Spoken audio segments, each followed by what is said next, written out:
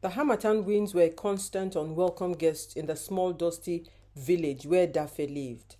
They carried the scent of dry earth and the whispers of a life he longed to escape from. An orphan, Daffy was a shadow in his aunt's house, a teenage boy to be ordered around, a mouth that was always fed last, and a spirit that was slowly being crushed under the weight of her resentment. His only solace, his only true possession, was a small, simple bamboo flute, a gift from his late mother. In his hollow chambers, he poured all the sorrow and loneliness that his small heart could hold, and from it he coaxed melodies that sounded like the gentle weeping of the evening rain. His aunt, a woman whose face seemed permanently edged with a scowl, despised the flute. "That useless thing," she will hiss, her voice like stones grinding together. "It will not put food on the table for you, Daffy. It will not fetch water from the well." To her, the music was just noise, a reminder of the sister she had lost and the nephew she was forced to raise. Daffy learned to play in secret, hiding in the bush behind their compound, his tunes mingling with the chirpings of crickets as dusk settled. One hot afternoon, after a particularly harsh beating from Daffy's aunts for a pot of soup he accidentally spilled, something inside Daffy snapped. The stinging pain on his back was nothing new, but the look of pure hatred in his aunt's eyes was a final brutal blow. He knew then that he could not stay. He had to leave, or the last embers of his spirit would be extinguished forever. That night, under the silver of a crescent moon, Daffy crept out of the house. He had nothing but the clothes on his back and his flute. Please subscribe to this channel, turn on your notification bell, like, and comment. Thank you.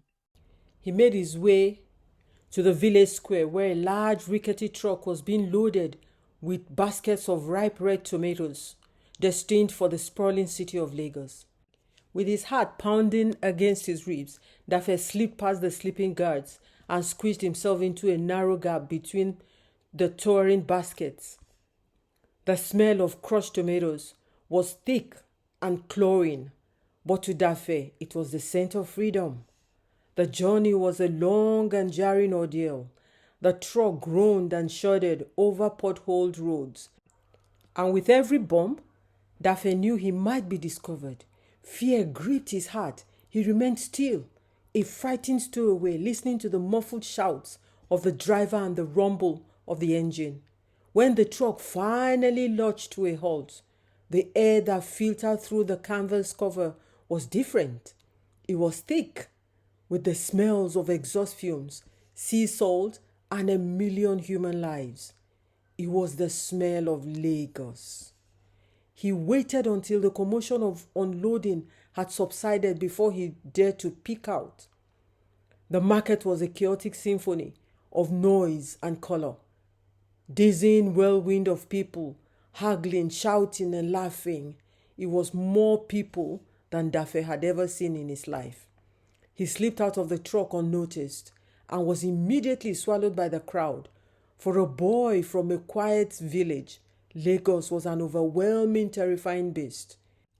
Daffy wandered for what felt like days, his stomach aching with hunger, his feet sore and blistered. The city seemed to have endless streets, towering buildings, and a relentless river of humanity that flowed around him as if he were an invisible stone. He was lost, a tiny, insignificant speck in an ocean of strangers. Exhausted and on the verge of despair, Daffy found himself in a part of the city unlike any he had ever seen. The noise faded, replaced by the gentle rustling of leaves from manicured trees. The streets were wide and clean, and behind imposing gates stood magnificent mansions, their walls painted in colors of ivory and gold.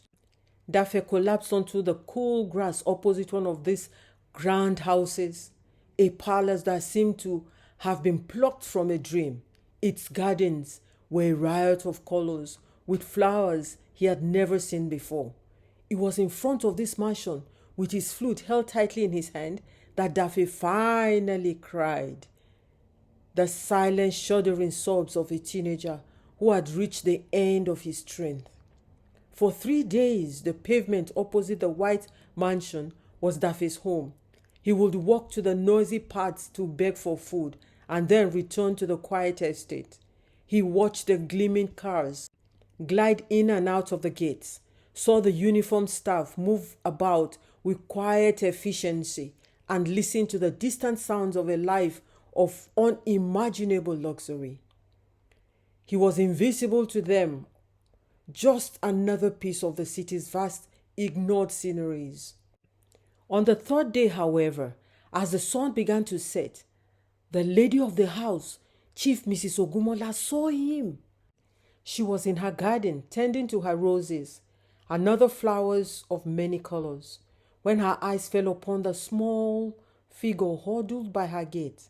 He was painfully thin, his clothes clung to his small body, and there was a profound sadness in his eyes that tugged at her heart. She approached him cautiously, her voice gentle. "Hello, child. What are you doing here?" Startled, Daffy scrambled to his feet. He was used to being shouted at, not spoken to with such kindness. He stammered, trying to explain his story, the words stumbling out of his rushed mouth with fear and desperation.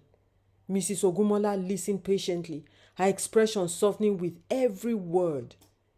She saw not a beggar or a nuisance, but a lost boy who had been dealt a cruel hand.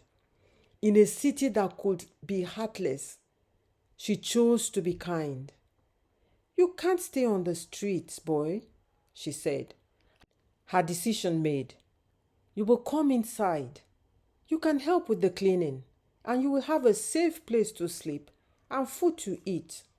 For Daffy, it was as if the sun had broken through a lifetime of clouds. He was given a small, clean room, new clothes, and 3 meals a day. He worked diligently, sweeping the vast marble floors and polishing the gleaming furniture. His heart filled with a gratitude so immense it often brought tears to his eyes. He was no longer a shadow. He was part of a home. But this profound peace was short-lived. A few months after his arrival, Mrs. Ogumola fell gravely ill, a sudden aggressive illness that baffled the city's best doctors. They ran countless tests, prescribed a myriad of medications, but her condition only worsened. She grew weaker by the day, the vibrant, life-loving woman fading into a pale, fragile version of herself. Finally, the doctors delivered their devastating verdict. There was nothing more they could do. She had, they estimated, only 3 days to live. A heavy gloom descended upon the magnificent mansion. The once bustling house became a place of hushed whispers and quiet sorrow. Daffy was heartbroken. The woman who had saved him was now slipping away. He felt a desperate, helpless need to do something. Daffy could not bear to just watch her pass. On the first day of the 3 days, Daffy took his flute and crept into Mrs. Ogumola's grand bedroom. She was lying still, her breathing shallow, her eyes closed. The room was sterile and silent, except for the sound of a heart monitor. Daffy sat on the floor by her side, a small, devoted sentinel. He raised the bamboo flute to his lips and began to play. He did not play the sound songs from his village. Instead, he played melodies of hope, tunes that spoke of the God who changed his situation, who can change his helper's situation, tunes that spoke of the faithfulness of this awesome God, of sunshine after the rain, of new dawns and gentle breezes. He poured all his gratitude, all his love for the woman who had shown him kindness into the music. The notes flowed from the flute, soft and clear, filling the silent room with a sound that was pure and achingly beautiful. He played for hours, his eyes full of tears and never leaving her face. The next day, a nurse noticed something remarkable. Mrs. Ogumola's vital signs, which had been dangerously low, had stabilized. It was a small change, but it was a flicker of hope in the darkness. The doctors dismissed it as temporary anomaly, but Dafe continued to play. He sat by her bed from sunrise to sunset, his flute weaving a tapestry of sound around her. By the morning of the third day, the day she was supposed to be gone, something miraculous had happened. Mrs. Ogumola's eyes fluttered open. Please subscribe to this channel, turn on your notification bell, like and comment. Thank you. A touch of color had returned to her cheeks as she woke up. She turned her head slightly towards the sound of the flute, and a smile touched her lips. The doctors arrived to find their patient not only alive, but conscious and responsive. They were dumbfounded, checking their charts and re-examining her, unable to comprehend the transformation. Her recovery was rapid, almost unbelievable. Within a week, she was sitting up in bed, and within a month, she was walking in her garden again, the illness having vanished as mysteriously as it had appeared. The medical community called it a spontaneous remission, a 1 in a million anomaly. But Mrs. Ogumola knew better. She knew it was God, using the boy and his flute.